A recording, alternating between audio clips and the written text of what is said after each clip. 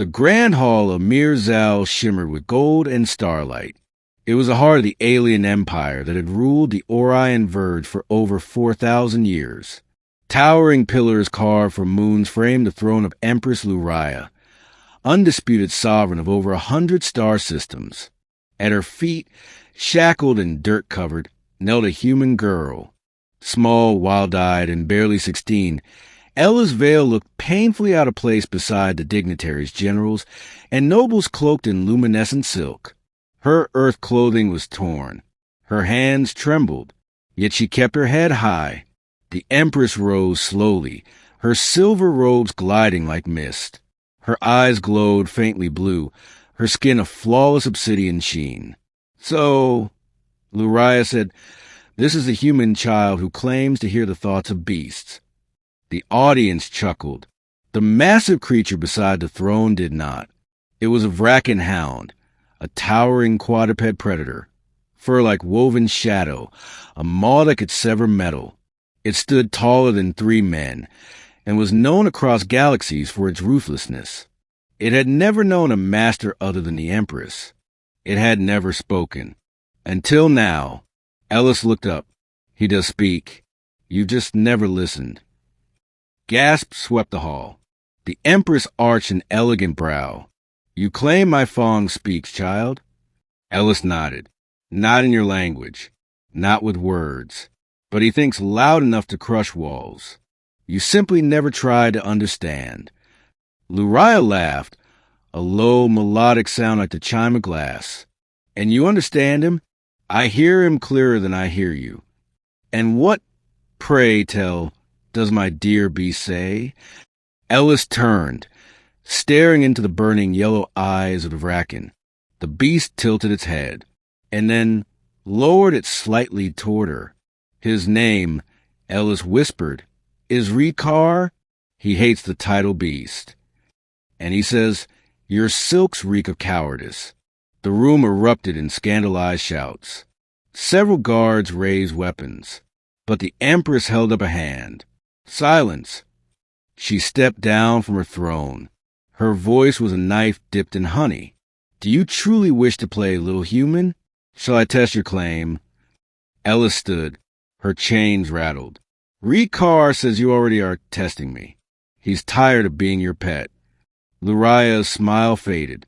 "You've made a dangerous claim. If it's false, your life ends tonight. If it's true, then you are something this empire has never seen before." She gestured. Guards dragged Ellis forward, toward Rikar's side. "Speak with him. Let us all hear this fantasy of yours." Ellis laid a hand on Rikar's thick, cold fur. Her mind quieted. At once, thoughts surged into her like a waterfall. Tiny fire. Not afraid.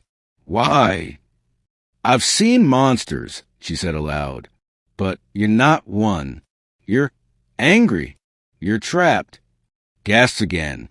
Several nobles backed away from the beast. "Yes, always chained. Always fed blood not chosen. I dream of running. He dreams of running. Of being more than a weapon." Luria stepped closer. "Then ask him, why does he stay?" Ellis hesitated, then spoke aloud his thought. "Because I remember the first child, the one who fed me stars, and then vanished." Luria froze. All color drained from her face. Ellis's eyes widened. He remembers a girl a long time ago. The Empress whispered, "My sister." Ellis looked at Rikar. "She sang to me, not like others. She vanished, poisoned. Then the screaming never stopped." Luria turned away. The throne room went silent. Suddenly, Luria's voice thundered, "Take her away." Guards advanced. Rikar roared. The sound shook the floor. Weapons flew from the hands of guards as if yanked by invisible claws. Ellis raised her arms. "Stop. No hurt. No pain. She listens. She sings like the first." The Empress turned. Her eyes burned. "What is your purpose, human? What do you want?" "I want to leave this palace." Ricard want to come with me. And if I say no, Ellis placed a hand to the beast's chest. Then your empire will lose its last loyal soul. Lurias stared at the girl and the monster at her side. For a long moment, no one moved. Finally, she said softly, "You awoken something I buried long ago." She stepped forward.